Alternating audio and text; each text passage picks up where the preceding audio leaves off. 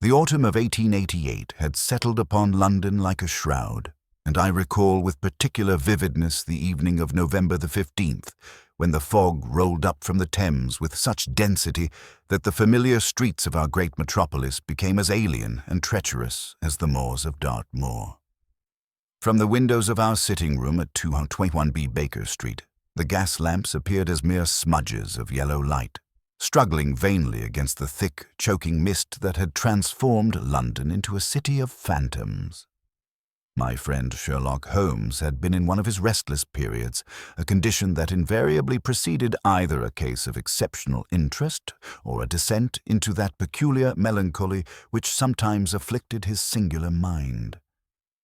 For 3 days, he had alternated between periods of intense activity, pacing the length of our rooms, conducting chemical experiments that filled the air with acrid smoke, and playing his violin at all hours with a fervor that bordered on the manic, and stretches of absolute stillness, during which he would recline upon the sofa, his sharp grey eyes fixed upon the ceiling, lost in contemplations that he shared with no living soul.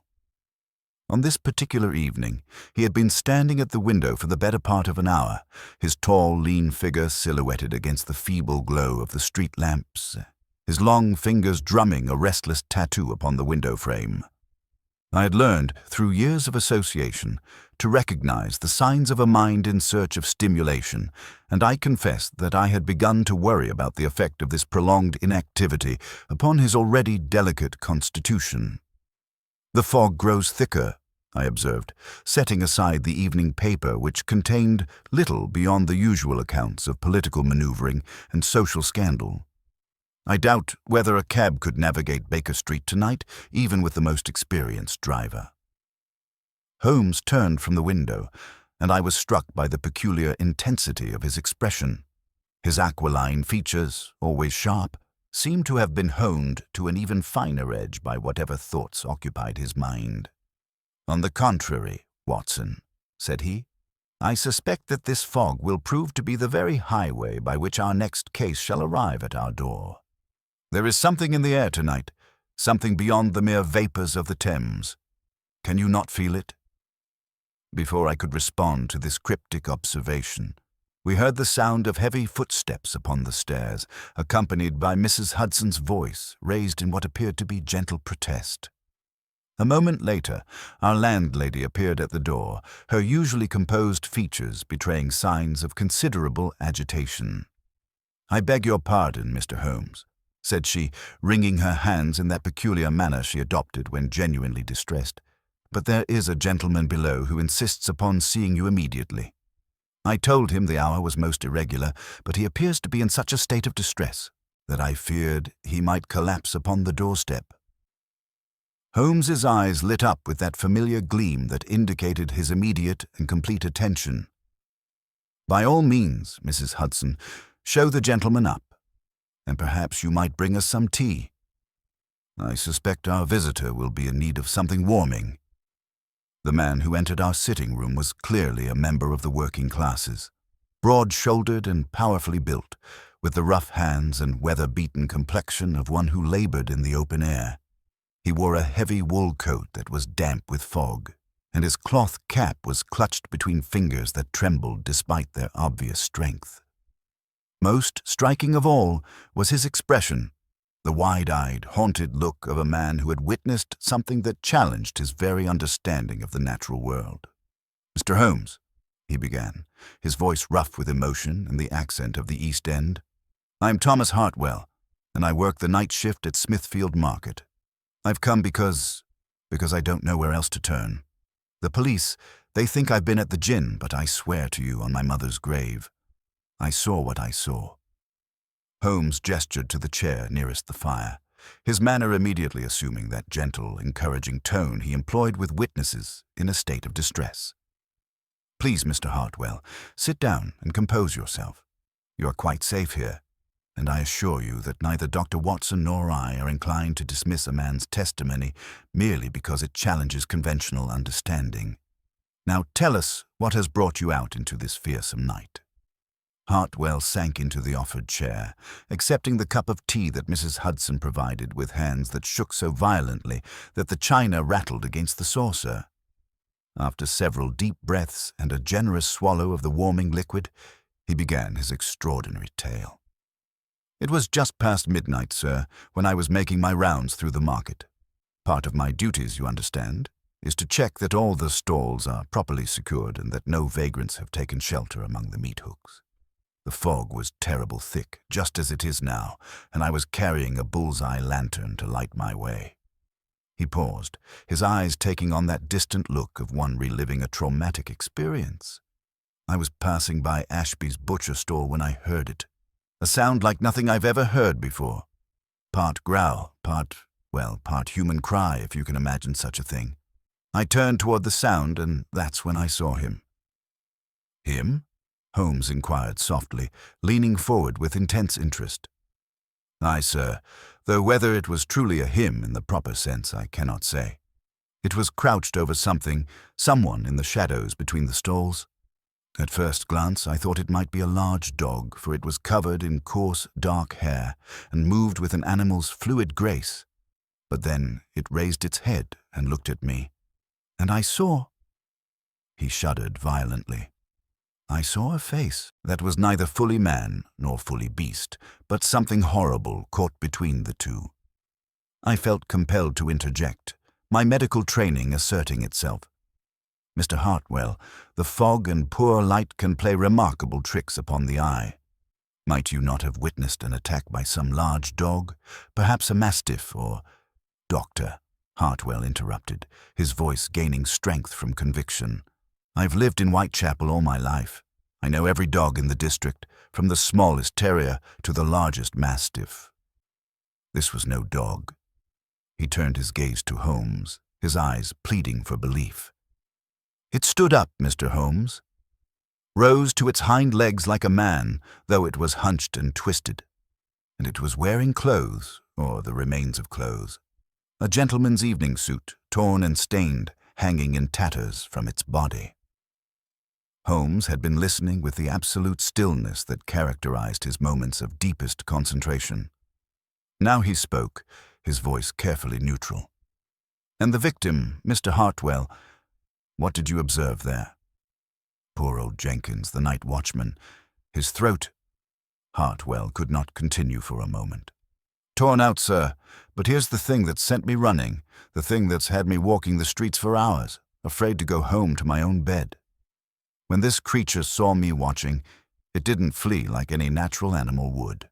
Instead, it reached into what remained of its coat pocket and drew out a set of keys.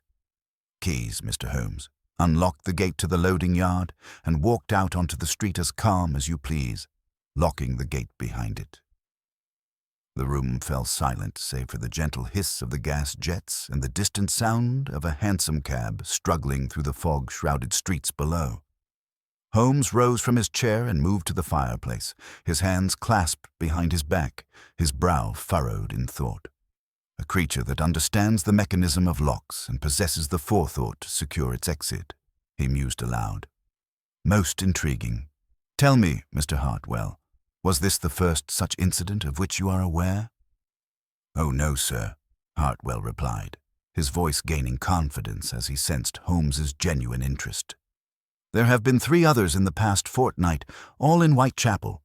Each time someone found torn and mauled, and each time witnesses speak of seeing something that wasn't quite man and wasn't quite animal. The police have been keeping it quiet, but word spreads in the East End, Mr. Holmes. People are afraid to venture out after dark. Holmes turned from the fire, his eyes bright with that peculiar light that indicated a problem of sufficient complexity to engage his formidable intellect. And yet you came here tonight, through these very streets that inspire such fear. Why?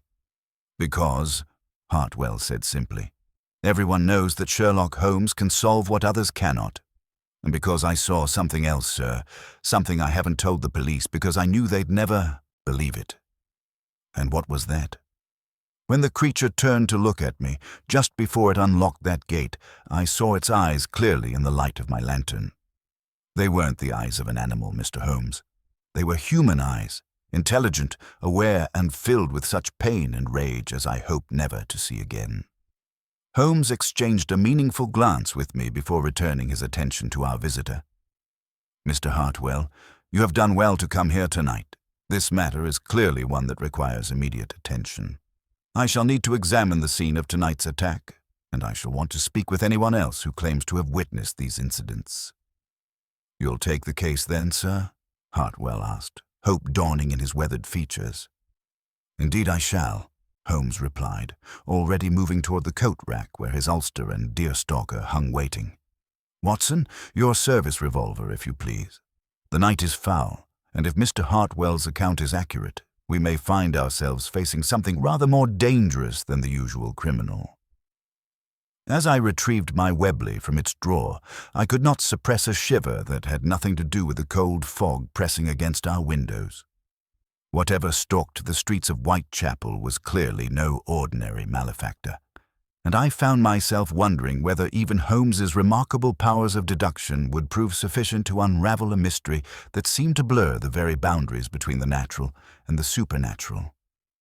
"Come, Watson," Holmes called from the doorway, his voice filled with that eager anticipation that marked the beginning of a new case.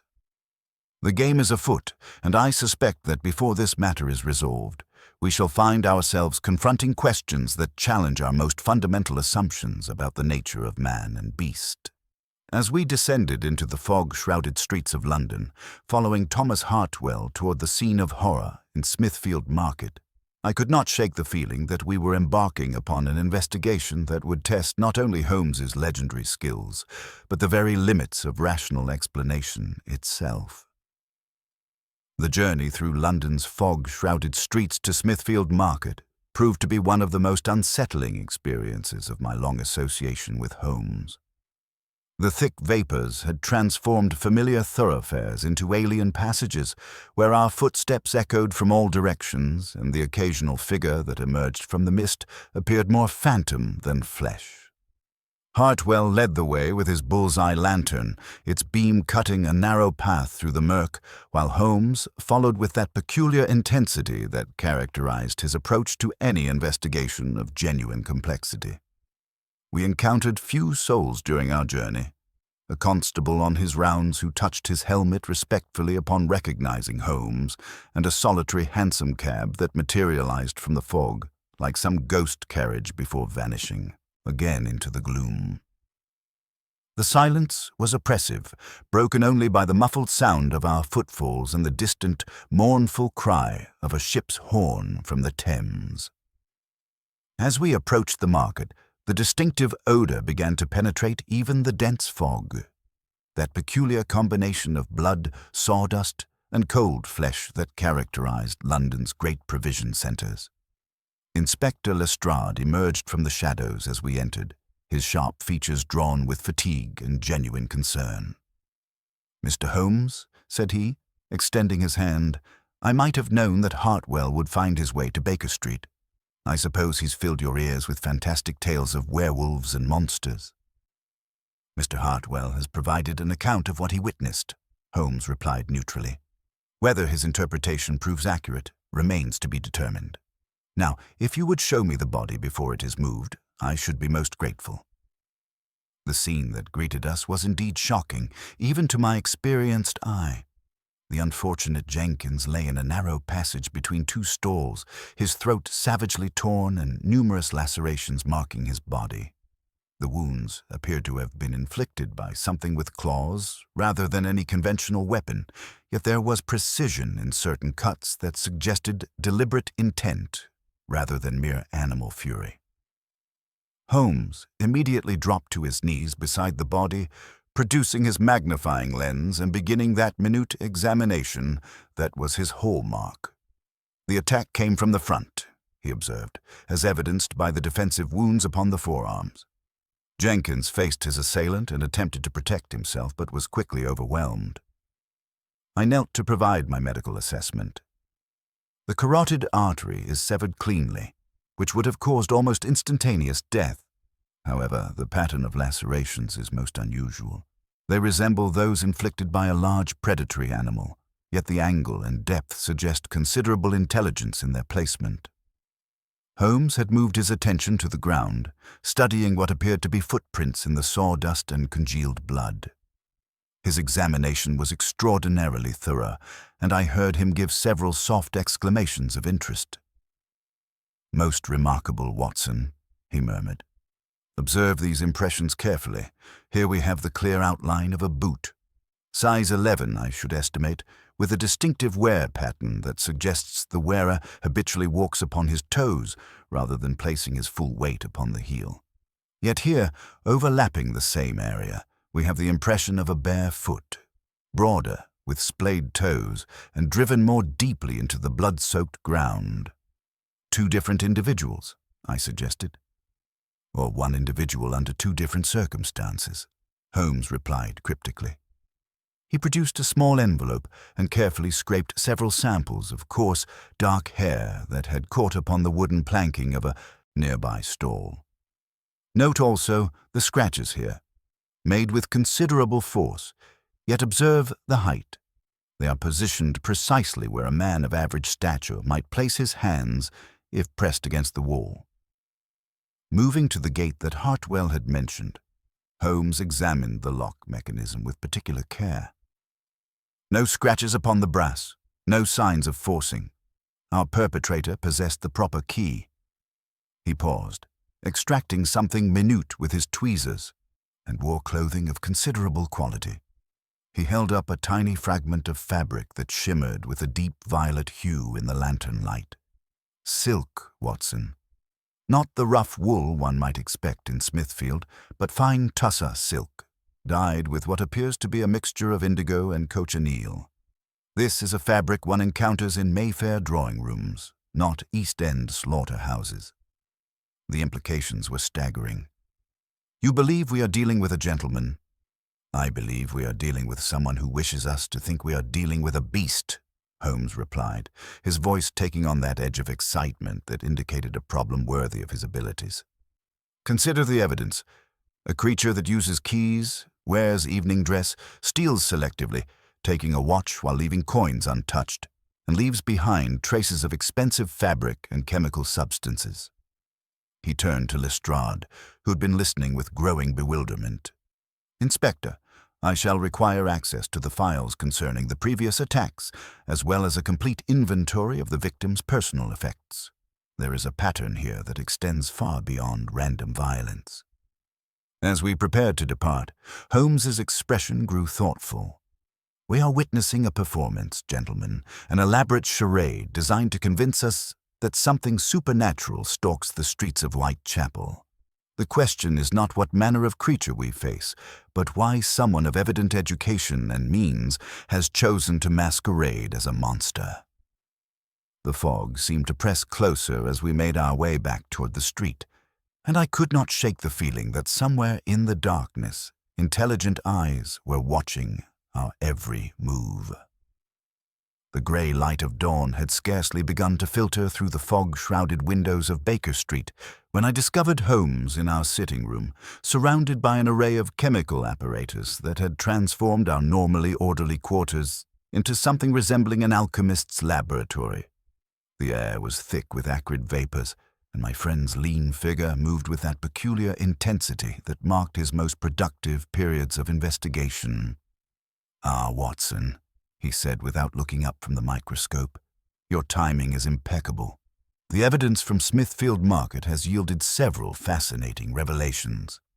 He gestured toward a collection of glass slides arranged upon the table. "The hair sample we recovered is not what it initially appeared to be. Under magnification, the follicle structure reveals deliberate modification, human hair treated with tannic acid and crude oil to alter its texture and appearance.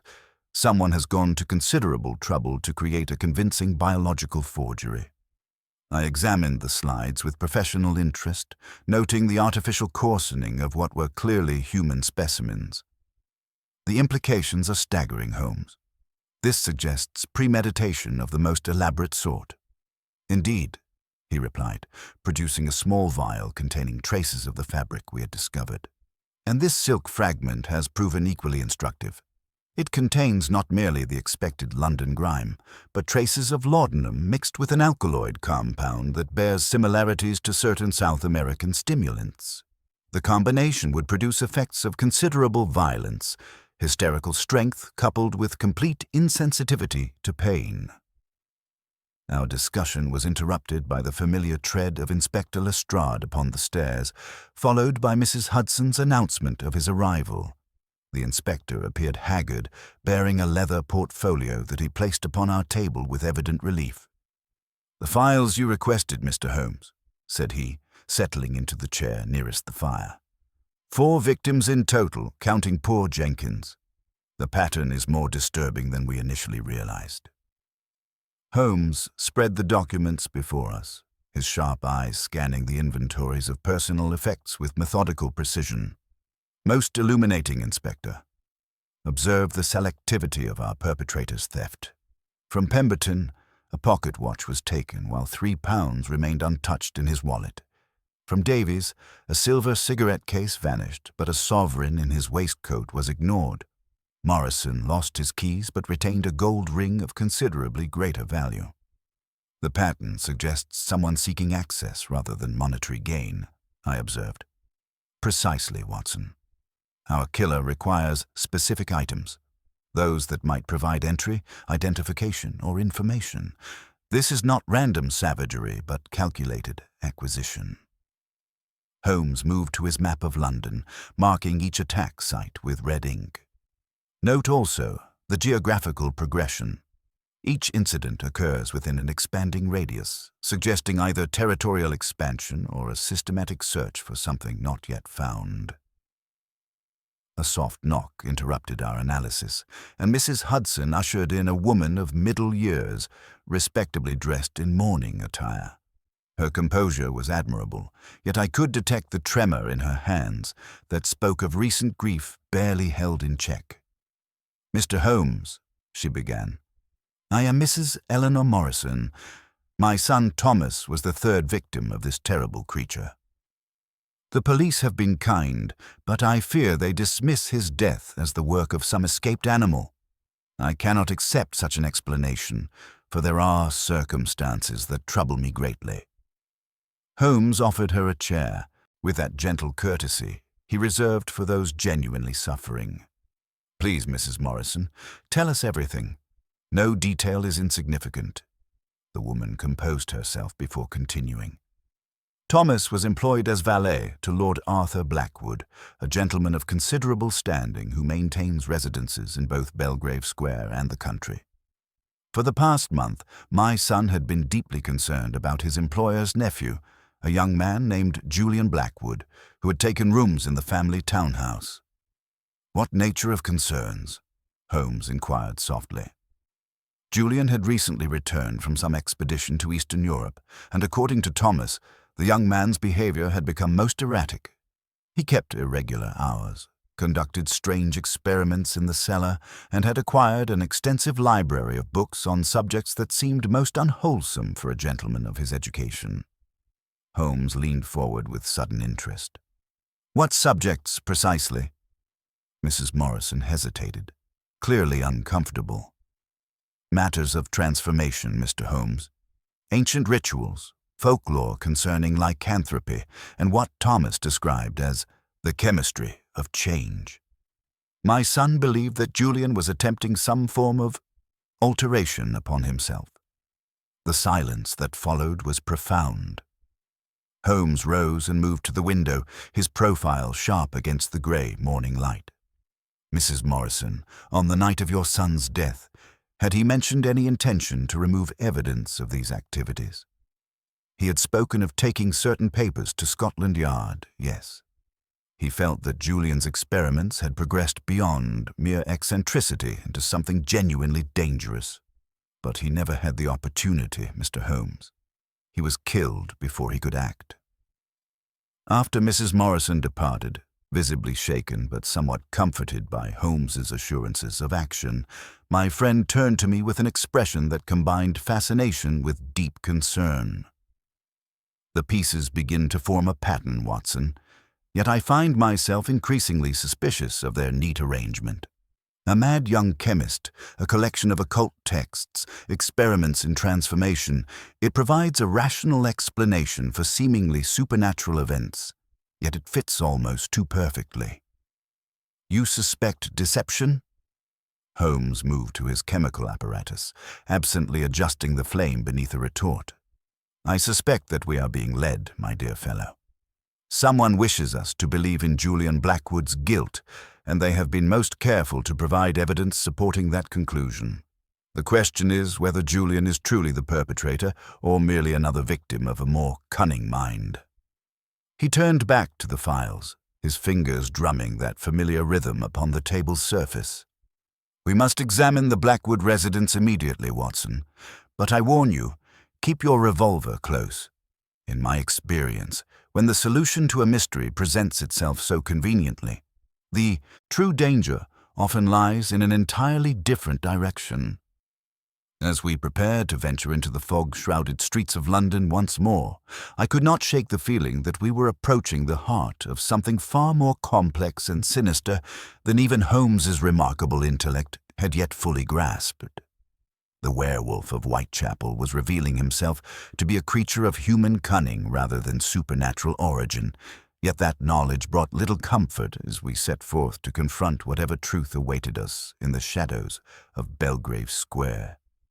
The Blackwood residence in Belgrave Square presented an imposing facade of respectability when our hansom deposited us before its polished stone steps that grey November afternoon. The fog had begun to lift slightly, though it still clung to the elegant townhouses like a shroud, muffling the usual sounds of London's fashionable district. Holmes paused at the base of the entrance, his keen eyes conducting that rapid, comprehensive survey which invariably preceded his most remarkable observations. "Note, Watson," he murmured, gesturing toward the gleaming brass fixtures and immaculate stonework, "that this household maintains appearances with almost desperate precision. The door plate has been polished to mirror brightness, yet observe the faint scratches around the lock mechanism. Someone has been entering with considerable haste and perhaps some difficulty. The servant's entrance shows signs of recent forcing, crudely repaired, while the main facade remains pristine." Before I could respond to these observations, the heavy oak door swung open to reveal a butler whose bearing spoke of decades in service to families of distinction. His livery was impeccable, yet there was something strained about his manner, a tightness around the eyes that suggested a household laboring under considerable stress. "Mr. Sherlock Holmes and Dr. Watson," my friend announced, presenting his card with characteristic authority. "We are here regarding the recent tragic events and would speak with Lord Arthur Blackwood on a matter of some urgency." "His lordship is in the morning room, sir," the butler replied, though his voice carried an undertone of reluctance. "If you would be so good as to follow me. I should mention that the household has been much disturbed of late, and his lordship is not entirely himself." We were led through corridors lined with ancestral portraits, their painted eyes seeming to follow our progress through the gloom. The house possessed that peculiar atmosphere of wealth shadowed by recent tragedy, where the usual sounds of domestic life were muted by an oppressive sense of watching and waiting. Lord Arthur Blackwood received us in a chamber whose tall windows admitted what little grey daylight the fog permitted. He was a man of perhaps 50 years, with the bearing of one long accustomed to command, yet his aristocratic features were marked by sleepless nights and profound anxiety. As we entered, he rose from his chair beside the fire, his movements betraying the careful control of one who fears his composure might shatter at any moment. "Mr. Holmes," he began without preamble, his voice carrying the cultured tones of his class despite its underlying strain, "I assume you are here regarding the rumors concerning my nephew Julian. The police have been discreet, but I am not naive about what is being whispered in the clubs. They say he has become something unnatural." "We seek only the truth, Lord Blackwood," Holmes replied, his tone measured and professional. "Recent events have created certain questions that require investigation. We should like to speak with your nephew and examine any materials related to his recent activities. A shadow passed across Lord Blackwood's features, and he moved to the window, gazing out at the fog-shrouded square. Julian has not been himself since his return from abroad some months ago. He travelled to Eastern Europe on what he claimed was a scholarly expedition, but he returned changed, physically and mentally. He spoke of ancient knowledge, of secrets that civilized men were not meant to possess. The door opened at that moment to admit a young woman whose entrance immediately commanded attention. She was perhaps 25, possessed of striking dark hair and intelligent eyes that were currently shadowed with exhaustion and genuine fear. Her dress, though of excellent quality, showed signs of hasty arrangement, and there was about her the air of one who had been keeping a desperate vigil. "Uncle Arthur," she said, her voice carefully controlled despite obvious distress. "I heard voices and hoped it might be Dr. Carmichael returning." Her gaze fell upon us with sudden intensity. "Are either of you medical gentlemen? Julian's condition has worsened considerably, and I fear our physician's treatments are proving inadequate." Holmes bowed with perfect courtesy. "Miss Blackwood, I presume? I am Sherlock Holmes, and this is my colleague Dr. Watson, formerly of the Army Medical Department. If your brother requires immediate attention, the doctor would be honored to provide what assistance he can." Relief flooded her features. "Please, you must come at once. Julian has been confined to his chambers for the past week, and his episodes are becoming more frequent and more violent. The servants are terrified, and even the strongest among them cannot restrain him when the fits come upon him." She led us through increasingly dim corridors to the upper floors, where the very atmosphere seemed to thicken with an oppressive sense of dread. The air carried a peculiar mixture of chemical odors, unwashed flesh, and something else that triggered an instinctive unease in my medical sensibilities. Julian Blackwood's chambers presented a scene that would have challenged even my battlefield-hardened nerves. Heavy curtains blocked all natural light, while chemical apparatus cluttered every available surface. Books lay scattered in wild profusion, ancient volumes bound in cracked leather, modern treatises on physiology, and texts in languages I could not identify. Most disturbing were the heavy iron chains that had been bolted to the wall near the bed, their links showing clear signs of tremendous strain. The young man himself lay upon a chaise longue, wrapped in blankets despite the room's considerable warmth. As we approached, he turned toward us, and I was shocked by the transformation that illness had wrought upon what must once have been handsome features. His skin held an unhealthy pallor marked by patches of inflammation, his eyes were deeply sunken, and his hands clutched the blankets with desperate strength. Holmes immediately began his examination of the room, his attention focusing upon the chemical equipment and scattered papers. "Mr. Blackwood," he said quietly, "I see you have been conducting experiments of considerable complexity. These formulae suggest compounds designed to alter human physiology in rather dramatic ways." Julian's laugh was bitter and devoid of humor. "You are perceptive, Mr. Holmes. I sought to unlock secrets that civilized men have deemed forbidden. I studied with practitioners of ancient arts and returned with knowledge that I believed would revolutionize our understanding of human potential." His voice broke. "Instead, I fear I've created something monstrous." Holmes lifted several of the scattered papers, studying the handwriting with his magnifying lens. "Curious," he murmured. "The script here changes dramatically, from precise, educated penmanship to wild, disjointed scrawling, then back again. And these chemical residues—" He examined several beakers, sniffing their contents with professional interest. Moving to a small chest beneath the window, Holmes produced a piece of wire and manipulated the lock with practiced skill. Inside lay items that seemed to confirm our darkest suspicions. Artificial claws crafted from steel and leather, a heavy fur cloak, and various bottles containing unknown substances. Yet instead of satisfaction, Holmes's expression grew increasingly thoughtful. He examined the artificial claws with particular care, testing the leather straps against his own wrist. too large," he murmured. These were fashioned for hands considerably broader than Mr. Julian's. He moved to the window, throwing open the sash to examine the sill. "And here we have scratches indicating external entry. Someone has been visiting these chambers without using the conventional door." Julian had been watching these proceedings with growing agitation. "You don't understand," he whispered hoarsely. "The transformations.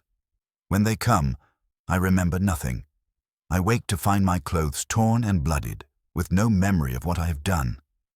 Catherine tries to restrain me with those chains, but when the change occurs, I possess strength far beyond my normal capacity." Holmes turned from the window, his gray eyes holding that peculiar intensity that marked his moments of greatest insight. "Mr. Blackwood, I believe you have been the victim of an elaborate deception. Someone has been using your condition, your genuine illness and confusion, to mask their own criminal activities. The evidence in this room has been carefully planted to ensure your guilt would be assumed." Before anyone could respond, a commotion erupted from the street below. We rushed to the window just in time to glimpse a dark figure darting away into the fog, moving with that peculiar, loping gait described by the witnesses to the attacks. "The true perpetrator realizes his charade is unraveling," Holmes declared grimly. "We must move quickly, Watson. The werewolf of Whitechapel is not the broken young man before us, but someone far more cunning and dangerous, and he is still very much at large." As we prepared to give chase, I realized that our investigation had taken a turn that none of us had anticipated. The monster we sought was not a creature of supernatural origin, nor even a madman driven by chemical experimentation, but a calculating individual who had used Julian Blackwood's genuine suffering as a perfect disguise for his own heinous crimes. The pursuit through Belgrave Square proved frustratingly brief, as our quarry possessed an intimate knowledge of the district's maze-like passages and vanished into the grey murk with practiced ease. Holmes stood at the corner where we had lost the trail, his sharp features set in concentration as he examined the muddy pavement with his magnifying lens. "Observe, Watson," he said, indicating faint impressions barely visible in the grime. "The same distinctive gait we noted at Smithfield, running upon the toes with minimal heel contact. Yet here, where the mud is deepest, we see the clear outline of a gentleman's boot, size 10, with characteristic wear on the outer edge. Our man moves with the confidence of one who has planned his escape routes with considerable care."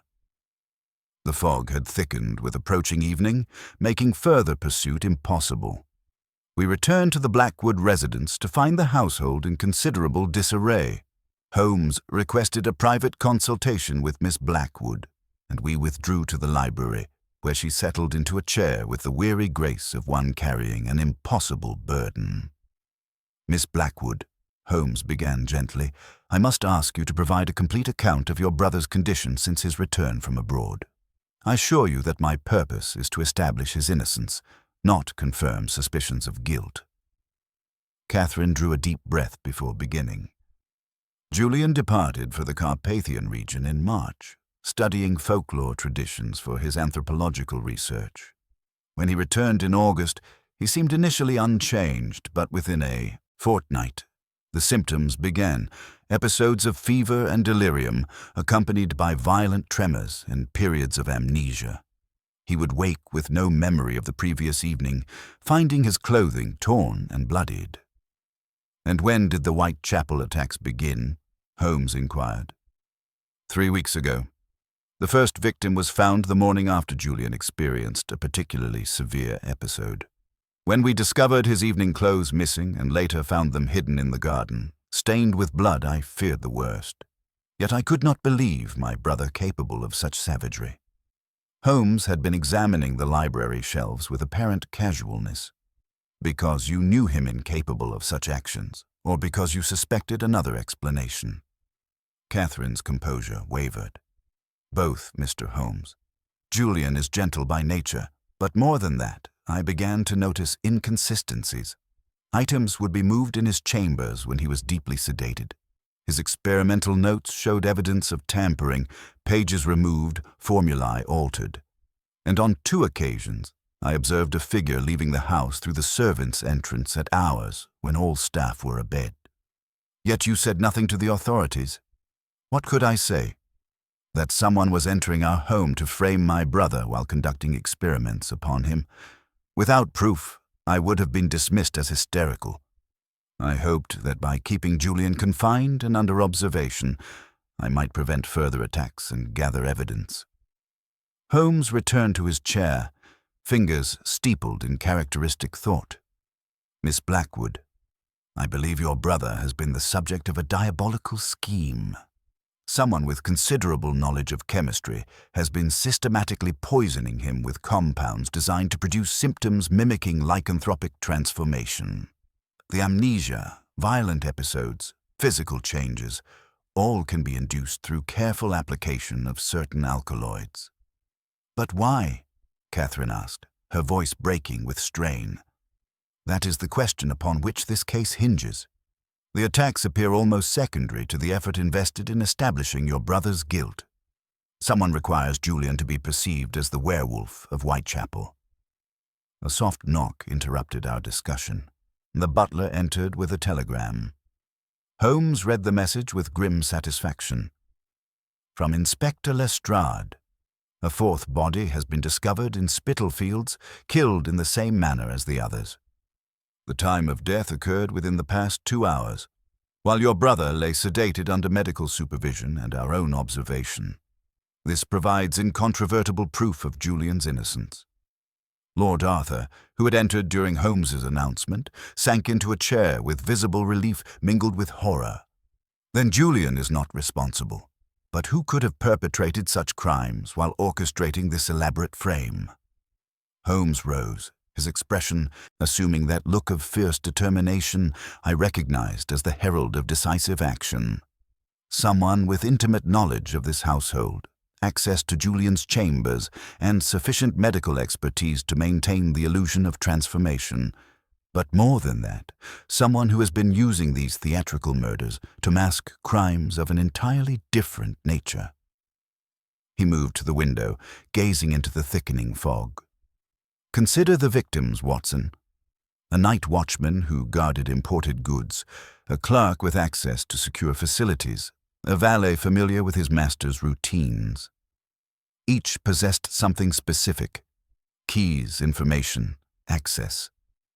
The werewolf attacks were merely cover for a series of highly targeted acquisitions. Acquisitions for what purpose? I asked. Holmes's eyes glinted with that familiar light of approaching revelation.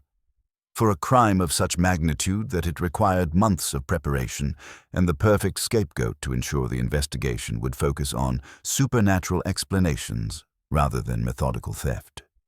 Watson, we must return to Baker Street immediately. Our adversary will make another move before this night is through, and when he does, we shall be ready.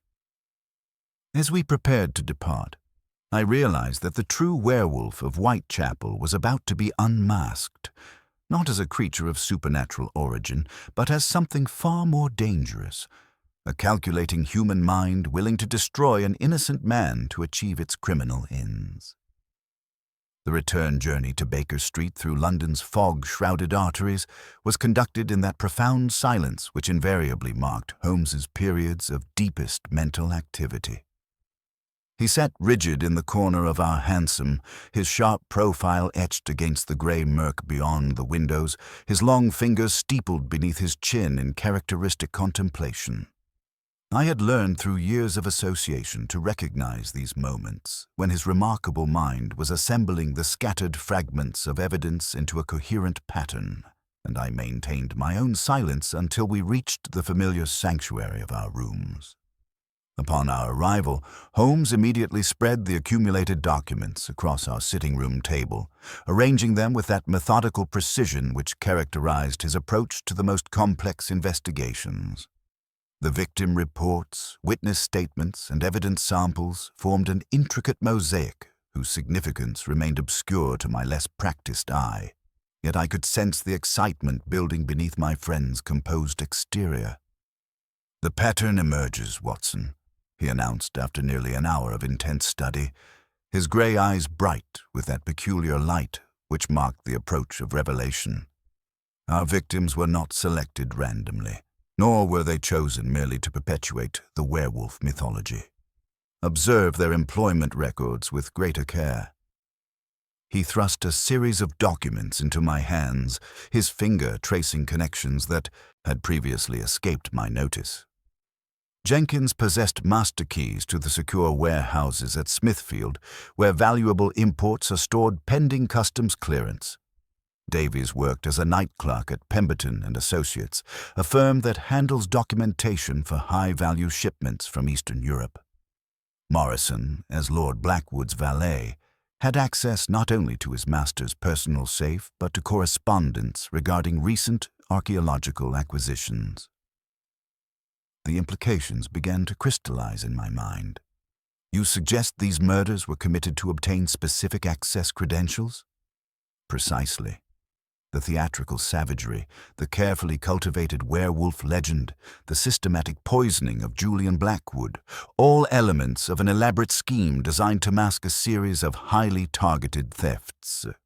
Our perpetrator required access to facilities and information that these unfortunate men possessed, yet he needed their deaths to appear as the work of a supernatural creature rather than calculated murder." Holmes moved to his chemical apparatus, lifting the vial containing residue from the silk fragment discovered at Smithfield. "The compound used to poison Julian is derived from plants indigenous to the Amazon basin, a rare alkaloid that induces hallucinations, physical tremors, and periods of complete amnesia. It is not something one encounters in the average London pharmacy, Watson. Its preparation requires considerable expertise in tropical pharmacology." "Which brings us to the mysterious Dr. Carmichael," I observed.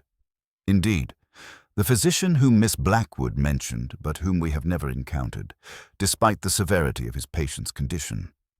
Holmes's expression grew grim. "I believe a visit to the medical registry is in order. I suspect we shall find Dr. Carmichael's credentials most illuminating." Our investigation at the registry confirmed Holmes's suspicions in the most disturbing manner. No physician named Carmichael was currently registered to practice in London, nor did any such name appear among recent graduates from the major teaching hospitals.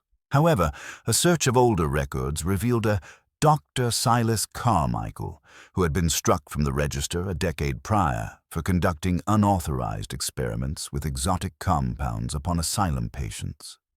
A disgraced physician with precisely the knowledge required to create our werewolf, Holmes declared as we emerged back into the fog-bound streets.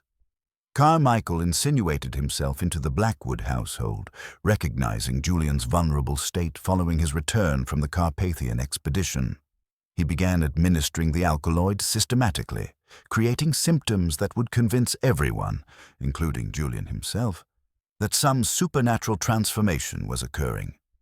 But surely the physical evidence of the attacks, the savage wounds, the inhuman strength, can be explained by careful preparation and theatrical skill. Holmes interrupted. Artificial claws, chemical compounds to enhance aggression and physical capability, and the perfect scapegoat in Julian's confused and terrified state. Meanwhile, Carmichael used his position as attending physician to move freely through London's most secure facilities, armed with the keys and access codes obtained from his victims. Our discussion was interrupted by the arrival of one of Holmes's street irregulars, a sharp-eyed boy who burst through our door with news that sent my friend reaching immediately for his coat and hat. "Mr. Holmes, sir," the lad gasped, "there's been another incident at the London Assay Office. Night watchman found unconscious, and they're saying something valuable's gone missing from the secure vault. Inspector Lestrade requests your immediate attendance." "Excellent," Holmes declared, his eyes blazing with anticipation. "Our Dr. Carmichael has finally revealed his ultimate objective. The Assay Office processes and stores precious metals and gems from archaeological expeditions throughout the Empire, including, if I am not mistaken, certain items recently returned from the Carpathian region." As we prepared to venture once more into the fog-shrouded streets of London, I felt the familiar mixture of excitement and apprehension that marked the approach of a case's climax. The werewolf of Whitechapel was about to be unmasked, not as a creature of supernatural origin, but as something far more dangerous, a brilliant human mind corrupted by greed and willing to destroy innocent lives to achieve its criminal ends. "Come, Watson," Holmes called from the doorway, his voice filled with that eager anticipation which marked the beginning of the final act. "Dr. Carmichael has been conducting his performance for weeks, but tonight the curtain falls, and we shall see the true face behind the monster's mask." The fog seemed to part before us as we descended into the streets, and I could not shake the feeling that we were approaching a confrontation that would test not only Holmes's legendary deductive powers, but our very understanding of the depths to which human nature could descend when stripped of moral restraint. The London Assay Office presented a fortress-like appearance in the thickening fog, its heavy stone walls and iron-barred windows standing as monuments to the security that had just been so dramatically breached. Gas lamps blazed against the grey murk, casting fitful pools of yellow light upon the gathering crowd of constables and anxious officials who clustered near the great bronze doors. Inspector Lestrade emerged from the confusion as our hansom drew to a halt, his sharp features drawn with fatigue and genuine bewilderment. "Mr. Holmes, thank heavens you've come," he exclaimed, leading us through the crowd with practiced authority. "We have a situation of considerable delicacy. The night watchman, Briggs, was found unconscious in the main corridor, bearing the same savage marks as the previous victims, though mercifully he survived the attack. The vault housing recent archaeological acquisitions has been breached, and several items of extraordinary value are missing." We followed Lestrade through the building's labyrinthine corridors, past doors bearing the seals of various government departments and learned societies. The very air seemed to thrum with importance, weighted by the knowledge that this institution processed and secured the most valuable artifacts recovered from the far reaches of the empire. "The stolen items," Lestrade continued as we approached the vault chamber, "were part of a special collection recently returned from the Carpathian expedition, archaeological pieces of considerable historical significance. The directors are beside themselves, Mr. Holmes. They swear the locking mechanisms are infallible, the access codes known to only 2 men, both of whom have been thoroughly accounted for." The vault room itself presented a scene that immediately captured Holmes's complete attention. The massive steel door stood slightly ajar, its complex locking mechanism showing no signs of forcing, while the interior revealed rows of secure deposit boxes, most still sealed and undisturbed. Only one particular container, marked with the seal of the British Museum's Antiquities Department, had been removed and forced open. Its contents vanished. Holmes immediately dropped to his knees, beginning that minute examination which marked his approach to any scene of genuine significance. "Most instructive, Watson," he murmured, his magnifying lens moving over seemingly insignificant details. "Observe the dust patterns on the floor. No claw marks, no blood, no theatrical savagery. Our werewolf has discarded his costume because it no longer serves his purpose.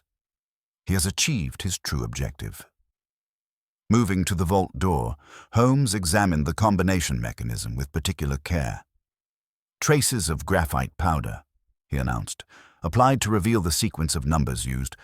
"An old technique, but executed with remarkable precision.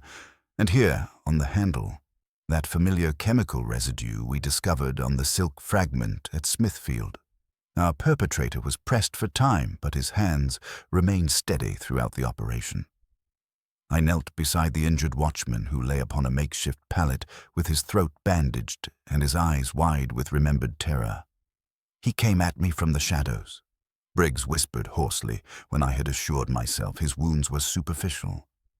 "Moving like no natural creature, all hunched and twisted, with those terrible glowing eyes. But here's what troubles me, Doctor. Just before the attack, I could have sworn I heard him speak, clear as day, asking about the Blackwood collection. Holmes's head snapped up at this revelation. "The Blackwood collection, you say? And what was your response?" I told him it had been moved to the special vault 3 days ago on Dr. Carmichael's recommendation. The doctor said the items required climate-controlled storage due to their delicate condition. The name struck us like a physical blow. Holmes exchanged a meaningful glance with me before turning back to the watchman with renewed intensity. "Dr. Carmichael was here 3 days ago. In what capacity?" "He's been consulting with the directors about the proper preservation of certain chemical compounds in the collection. Said they contained rare alkaloids that could deteriorate if not properly maintained. Seemed to know a great deal about such things." Holmes rose slowly, his expression assuming that look of fierce concentration which marked his moments of greatest insight. "Inspector, I require immediate access to the inventory of the stolen items, and I need to know precisely when Dr. Carmichael first made contact with this institution." As Lestrade hurried away to procure the requested documents, a commotion from the main corridor announced the arrival of Lord Blackwood and his niece Catherine, both breathless and clearly in a state of extreme distress. Catherine rushed toward us, her usual composure completely shattered. "Mr. Holmes," she gasped, "Julian has disappeared from his chambers. We had him under constant supervision, with a nurse maintaining watch throughout the night, but when she checked on him an hour ago, he was gone." The window stood open, and we found these upon the floor. She extended her hand to reveal several empty vials, bearing labels written in a spidery, unfamiliar script. Holmes examined them through his lens, his expression growing increasingly grim as he identified the contents. "Powerful stimulants," he declared, "designed to overcome even the deepest sedation and induce a state of violent agitation. Your brother has been forcibly awakened and removed from the house, Miss Blackwood. Dr. Carmichael requires one final element to complete his elaborate performance: the captured werewolf, discovered at the scene of his greatest crime." "Then Julian is in mortal danger," I exclaimed, the full implications of the scheme becoming clear. "Indeed, Watson, Carmichael has been building toward this culmination for weeks. He will stage a final confrontation, ensuring that Julian is found amid the stolen artifacts, covered in blood, and unable to provide coherent testimony due to the chemical compounds in his system. The case will be closed, the werewolf captured or killed, and Carmichael will fade into obscurity with his stolen treasures." Holmes moved to the window of the vault room, examining the sill with particular interest. "Fresh scratches on the exterior stonework," he observed. "Yet the window was locked from within when the crime was discovered. Our perpetrator exited through the conventional door, then returned via this route to create the impression of supernatural escape. But observe this thread, caught upon the latch. Violet silk, identical to the fragments we have been collecting throughout this investigation." Lestrade returned with the inventory documents, which Holmes spread upon a nearby table. "The Blackwood collection," he read aloud, his voice taking on that edge of satisfaction which marked approaching revelation. "Archaeological items recovered from various sites throughout the Carpathian region, including several pieces attributed to ancient alchemical traditions. But here, Watson, note what was specifically targeted." His finger traced down the list to items marked as missing. 3 volumes of medieval texts on chemical transformation, written in Latin and Old Church Slavonic. A collection of crystalline compounds of unknown composition. And most significantly, a set of brass instruments described as alchemical apparatus of uncertain origin. Items that would be worthless to a common thief, but invaluable to someone obsessed with the chemistry of human transformation. Holmes turned from the documents, his eyes blazing with that peculiar intensity which marked his most dangerous moods. "Gentlemen, we are not dealing with a simple case of theft masked by theatrical murder. Dr. Carmichael has been conducting a systematic campaign to acquire the materials necessary for experiments of the most dangerous sort. The werewolf legend was merely his method of obtaining access to secure facilities while establishing Julian Blackwood as the perfect scapegoat. But where would he take Julian for this final performance? Catherine asked, her voice breaking with strain. Holmes moved to his map of London, which Lestrade had thoughtfully provided. Somewhere sufficiently isolated to stage his dramatic scene, yet accessible enough for the authorities to make their discovery at precisely the right moment. The warehouses along the Thames would provide ideal conditions, abandoned spaces where screams would go unheard, yet close enough to main thoroughfares for a convenient resolution. He turned to Lestrade with sudden urgency. "Inspector, I require every available constable deployed to the warehouse district between Tower Bridge and Limehouse. Search every abandoned building, every cellar, every space large enough to serve as a makeshift laboratory.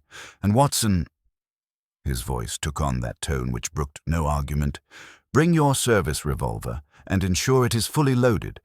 We are about to confront a man whose brilliant mind has been corrupted by obsession, and such individuals are capable of extraordinary violence when cornered." As we prepared to venture once more into the fog-shrouded streets of London, Holmes paused at the vault entrance, his sharp features set in that expression of fierce determination I'd come to recognize as the herald of decisive action. "Dr. Carmichael has been conducting an elaborate performance for weeks," he declared, his voice carrying across the chamber with absolute certainty. "But he has made one critical error in his calculations. He has assumed that the legend of the werewolf would blind us to the mundane reality of human greed and scientific obsession. Tonight, we shall prove that no theatrical production, however elaborate, can withstand the methodical application of logical deduction."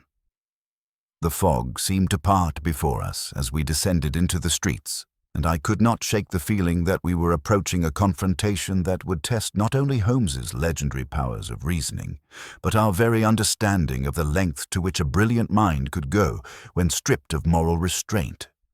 Somewhere in the grey murk of London's industrial districts, a desperate criminal was preparing his final act, unaware that Sherlock Holmes had already penetrated his elaborate fiction and was closing inexorably upon the truth. The werewolf of Whitechapel was about to face his greatest challenge, not from some supernatural force, but from the relentless pursuit of justice guided by the finest analytical mind of our age. The approach to the Thames-side warehouse district through London's fog-shrouded streets felt like a descent into the very heart of the city's industrial darkness. The elegant facades of the West End had given way to a maze of crumbling brick and rusted iron, where abandoned structures loomed like the skeletal remains of forgotten enterprises. Holmes moved with that peculiar combination of urgency and precision that marked his most dangerous investigations, his sharp eyes detecting signs invisible to less practiced observers, fresh scratches on weathered doors, the faint chemical odor that had become our quarry's signature, and most tellingly, the subtle but unmistakable traces of expensive violet silk caught upon rough stonework. We had deployed Lestrade's constables in a systematic pattern throughout the district, creating an invisible net that would prevent Carmichael's escape, while allowing us to approach his stronghold with tactical advantage. Holmes had insisted upon a particular strategy, one that would turn the doctor's own elaborate deception against him in the most dramatic fashion possible. "Watson," he had explained as we prepared our approach, "Carmichael has built his entire scheme upon the assumption that the world believes in his werewolf. If we can demonstrate the existence of a second creature while Julian remains under observation, his carefully constructed fiction collapses entirely. Sometimes the most effective way to expose a lie is to tell a more compelling one." Following the increasingly strong chemical traces, we discovered the entrance to Carmichael's laboratory, concealed within the basement of a derelict warehouse whose upper floors had partially collapsed. The heavy iron door bore fresh oil upon its hinges, and from beyond came sounds that chilled my blood. The hiss of chemical apparatus, the scrape of metal instruments, and, beneath it all, the low moaning of human suffering.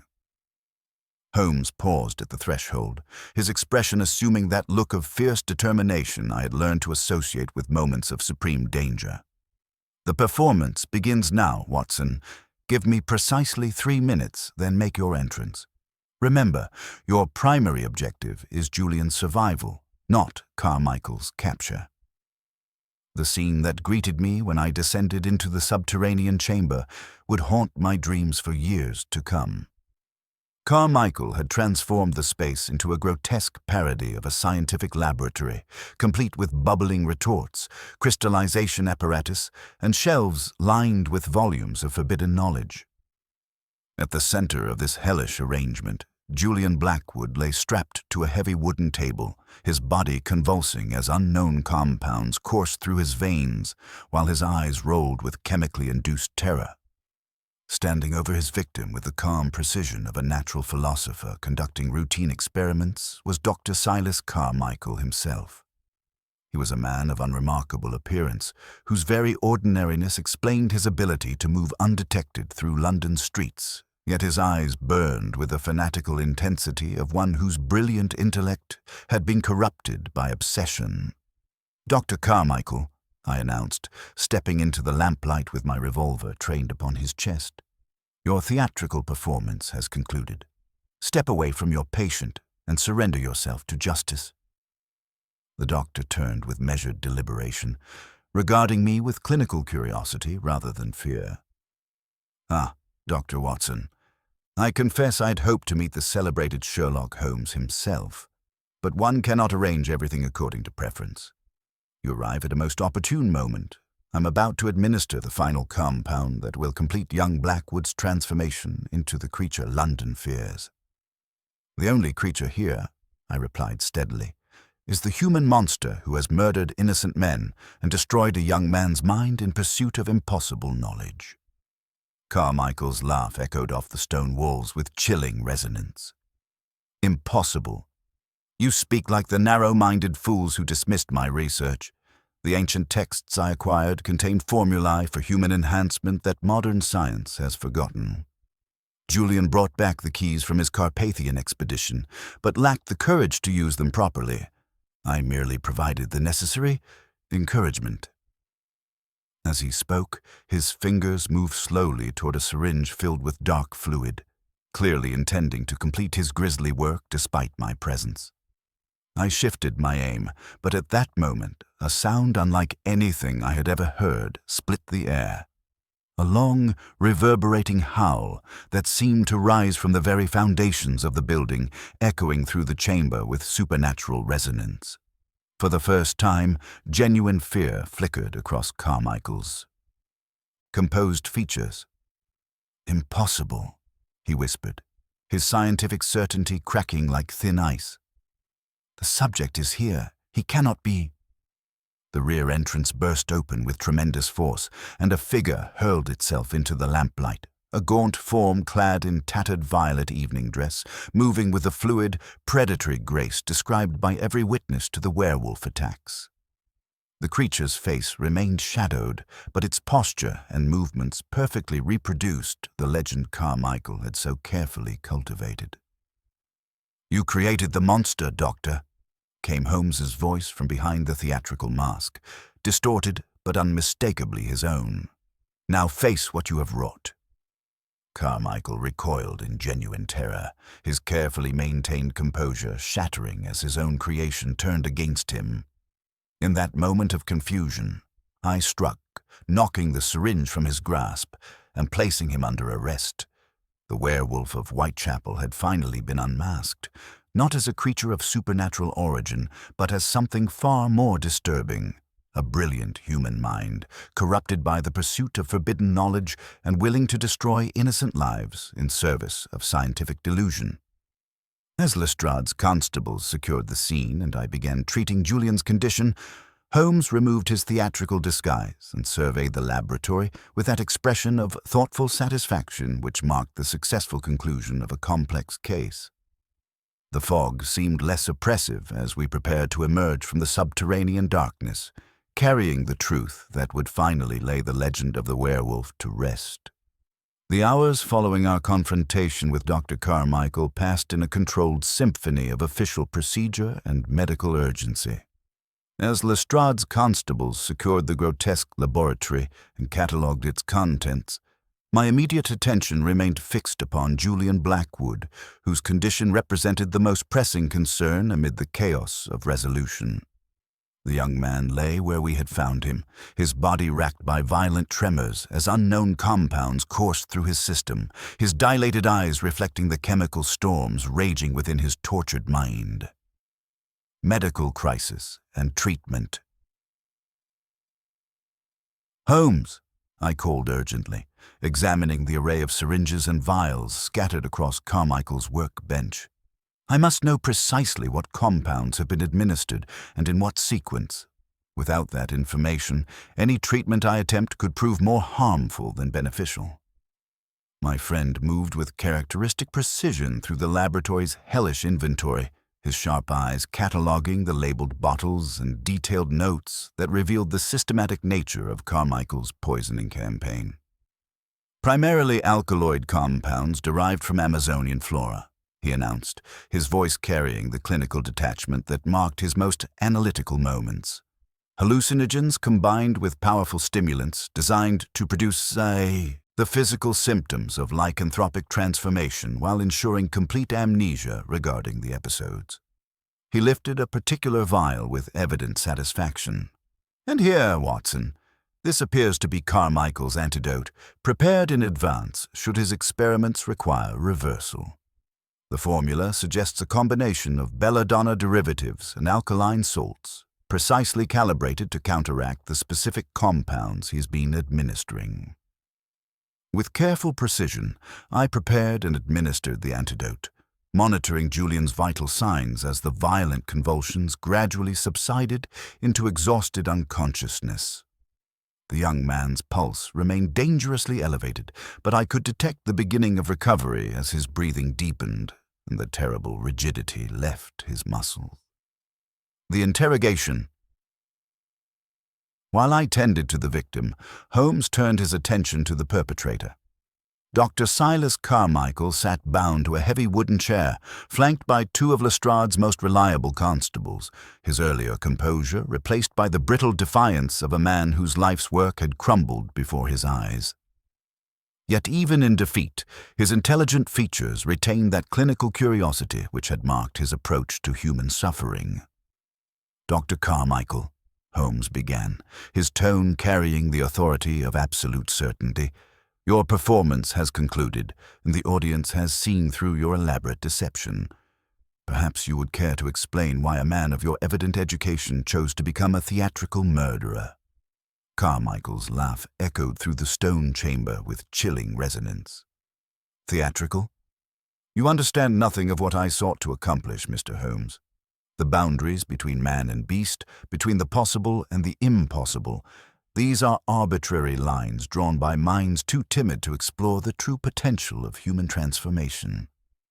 "On the contrary," Holmes replied, producing Carmichael's leather-bound journal from the evidence collection, "I understand your motivations with perfect clarity.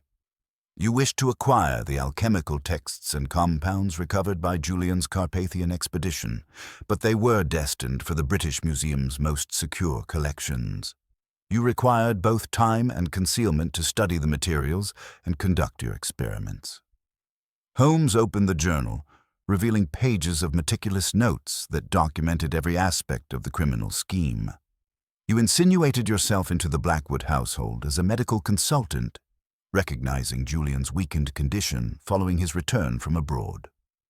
What appeared to be tropical fever was actually the first stage of your systematic poisoning, compounds designed to produce symptoms that would convince everyone, including Julian himself, that he was undergoing supernatural transformation." The complete exposition. Moving to a cleared section of the workbench, Holmes spread the accumulated evidence with methodical precision. Chemical residues, fabric samples, forged credentials, and stolen keys formed a damning pattern that revealed the true scope of Carmichael's deception. "The werewolf legend," Holmes continued, his exposition gaining momentum, "provided the perfect camouflage for a series of highly targeted murders. Each victim possessed something specific that you required. Jenkins held keys to the Smithfield warehouses where valuable imports were stored. Davies had access to shipping documentation. Morrison knew the security arrangements of aristocratic households. You killed them not in bestial fury, but with surgical precision, taking only what you needed while leaving their valuables untouched. Lestrade, who had been listening with growing comprehension, stepped forward with a handful of documents recovered from Carmichael's desk. "The correspondence proves it all, Mr. Holmes. Letters arranging the sale of stolen artifacts to private collectors across Europe, chemical supply orders for exotic compounds, even detailed floor plans of the institutions he robbed." Holmes nodded gravely. Meanwhile, Julian lay sedated in his chambers, genuinely believing himself responsible for crimes he could not remember committing. The amnesia was real, induced by your chemical compounds, which made him the perfect scapegoat. While London trembled at the thought of a supernatural killer, you moved freely through the city's most secure facilities, armed with stolen keys and access codes. But the final performance, I observed, beginning to understand the full scope of the scheme, was to be Julian's discovery at the scene of your greatest theft. Precisely, Watson. Carmichael intended to stage Julian's capture at the assay office, surrounded by the stolen artifacts and too chemically confused to provide coherent testimony. The case would have been closed with a convenient werewolf either captured or killed, leaving Carmichael free to vanish with his stolen treasures. Character resolutions and official aftermath. Catherine Blackwood arrived as we prepared to transport Julian to hospital, her usual composure finally cracking as she knelt beside her brother's unconscious form. "Will he recover completely?" she asked, her voice trembling with exhaustion and hope. "The physical effects will fade within days," I assured her. "But the psychological trauma may require months of careful treatment. Your brother has endured systematic torture disguised as medical care. However, I'm confident that with proper nursing and the complete removal of Carmichael's influence, he will eventually regain his full faculties." The official proceedings moved with characteristic efficiency. Carmichael was charged with 4 counts of murder, multiple thefts from government institutions, and the systematic poisoning of Julian Blackwood. The stolen artifacts were recovered and returned to their proper repositories, while the dangerous alchemical texts were secured in the deepest vaults of the British Museum. Inspector Lestrade, his sharp features showing unusual satisfaction, shook Holmes's hand with genuine gratitude. "The Commissioner sends his compliments, Mr. Holmes. When this business began with Hartwell's fantastic tales, I thought we were dealing with a madman's delusions. It required your particular genius to see past the impossible to find the improbable truth." Philosophical conclusion. As dawn broke over London, the fog that had shrouded our investigation finally began to lift, revealing the familiar streets and structures of our great metropolis bathed in clean, grey light. Back at Baker Street, Holmes settled into his armchair with characteristic thoughtfulness, the tension of the chase replaced by that philosophical contemplation which invariably followed the resolution of a complex case. "A remarkable business, Watson," he mused, lighting his pipe and watching the smoke curl toward the ceiling. "Consider the psychological dimensions of Carmichael's scheme. He understood perfectly that the modern mind, despite its scientific pretensions, retains deep-seated fears of the primitive and supernatural. By invoking the werewolf legend, he tapped into ancient anxieties that made rational investigation nearly impossible for conventional observers. Yet it was science itself that ultimately exposed him, I observed, settling into my own chair with a sense of profound relief. Chemical analysis, forensic examination, the logical deduction of physical evidence, all the tools of rational inquiry that he thought himself superior to understanding. Holmes drew thoughtfully on his pipe, his grey eyes reflecting the morning light.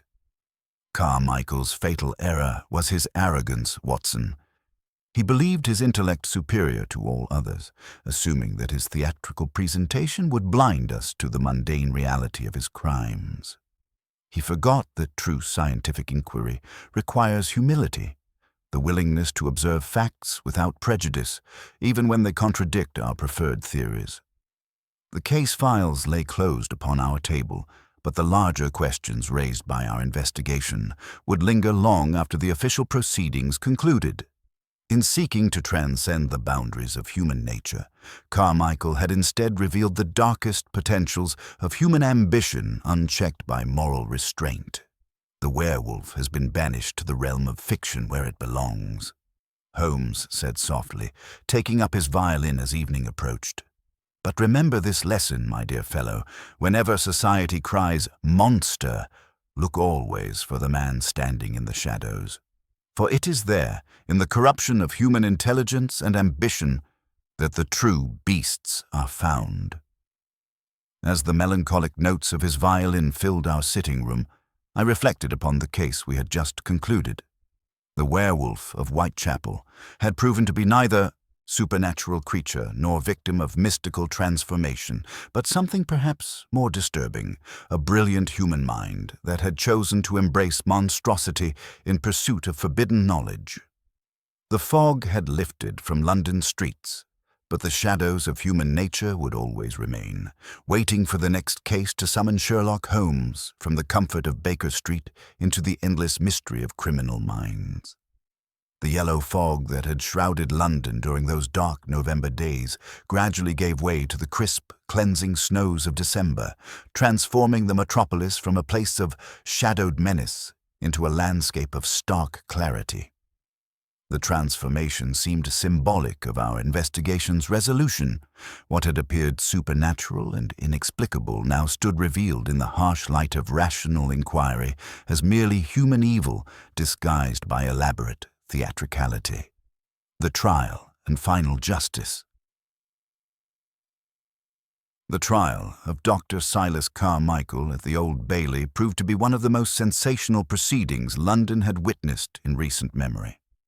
The courtroom was packed daily with journalists and distinguished members of the medical community, all eager to witness the systematic dismantling of what the press had dubbed the werewolf deception. Carmichael himself maintained his chilling composure throughout, his intelligent features betraying no emotion, as witness after witness testified to the calculated nature of his crimes. Julian Blackwood's testimony proved particularly moving. Though still bearing the psychological scars of his ordeal, the young man had recovered sufficiently to provide clear, damning evidence against his tormentor. "I believed myself a monster," he stated with quiet dignity, "because Dr. Carmichael convinced me that I was undergoing supernatural transformation. He showed me bloodied clothing, described symptoms that matched the werewolf attacks, and assured me that only his treatments prevented complete change. I trusted him absolutely, never suspecting that he was the true architect of the horrors attributed to my supposed condition." Holmes's own testimony occupied 2 full days, during which he methodically demolished Carmichael's elaborate fiction with the same precision he had employed during our investigation. The stolen keys, chemical compounds, forged credentials, and most damningly Carmichael's meticulous journals all painted a portrait of calculated malevolence disguised as scientific research. The jury deliberated less than 3 hours before returning guilty verdicts on all charges. Carmichael was sentenced to death for his murders, meeting his end at Newgate Prison with the same unsettling composure he had displayed throughout his criminal career, offering no repentance and maintaining to the last that his experiments represented necessary human evolution, character, resolutions, and recovery. Julian's recovery continued under careful medical supervision at a secluded estate in Cornwall, where Catherine devoted herself entirely to her brother's rehabilitation. The sea air and absence of London's oppressive atmosphere worked healing magic upon his shattered constitution. Within months, Julian had recovered sufficiently to resume academic pursuits, though he wisely chose subjects less fraught with supernatural associations. Thomas Hartwell, the night watchman whose terror had first brought the case to our attention, found his fortunes considerably improved. The wholesale merchants recognized his steadiness under circumstances that would have unmanned many others, promoting him to a position of considerable responsibility. He remained, as Holmes observed with characteristic dry humor, the only man in London to have profited materially from encountering a werewolf. Lord Blackwood chose to confront the scandal not by suppressing it, but by converting its lessons into public good, endowing a research scholarship in Julian's name devoted to the ethical practice of medical science. The stolen artifacts were returned to their proper repositories, while the dangerous alchemical texts were sealed in the deepest vaults of the British Museum. Final technical revelations. One evening at Baker Street, as we sat before a roaring fire safe from December's biting wind, I pressed Holmes about the terrifying howl we had heard in Carmichael's warehouse, a sound that had seemed beyond human capacity to produce. "Ah, Watson," Holmes replied with evident satisfaction, "you touch upon Carmichael's masterpiece of acoustic deception. The police discovered a modified organ pipe concealed within the ventilation shaft, rigged to a bellows mechanism that utilized the building's hollow architecture to amplify sound. The reverberation felt as though it emanated from the very walls themselves, a triumph of applied physics in service of psychological terror." He moved to the window, gazing at snow-covered Baker Street. That was Carmichael's true genius. He understood that the modern mind, despite its scientific pretensions, remains vulnerable to ancient terrors. He needed no real monster, only the sensory cues to awaken the beast already sleeping in our collective imagination. Philosophical conclusions. "The case troubles you still," I observed, noting his contemplative expression. Holmes turned from the window with that penetrating gaze that seemed to perceive unformed thoughts. "Not troubles. Instructs. Carmichael possessed one of the finest scientific minds I've encountered, yet chose to employ his gifts for destruction rather than advancement. The question that haunts me is whether such corruption is inherent to certain personalities, or whether any intellect, given sufficient temptation, might descend into similar darkness." "Surely you do not doubt your own moral foundation," I replied, disturbed by his philosophical direction. I recognize the thin line separating detective from criminal, Watson. Both require unconventional thinking, the ability to see connections others miss, to manipulate circumstances toward desired outcomes. The difference lies not in capability, but in the moral framework guiding such abilities.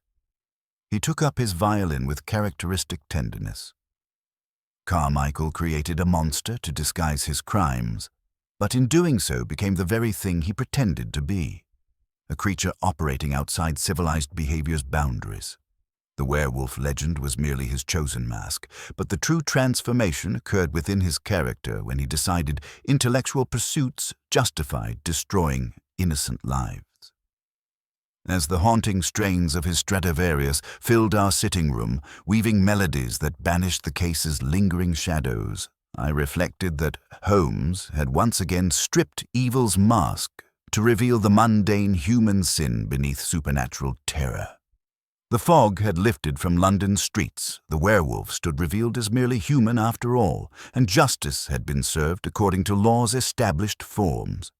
Yet the deeper questions raised by our investigation, about genius's nature, acceptable inquiry's boundaries, and the thin line separating detective from criminal, would continue occupying Holmes's thoughts long after the official files had been closed. The legend had faded, but the lessons endured, serving as eternal reminders that the greatest darkness often conceals not supernatural terrors, but the all-too-human capacity for brilliant minds to lose their way when ambition overwhelms conscience.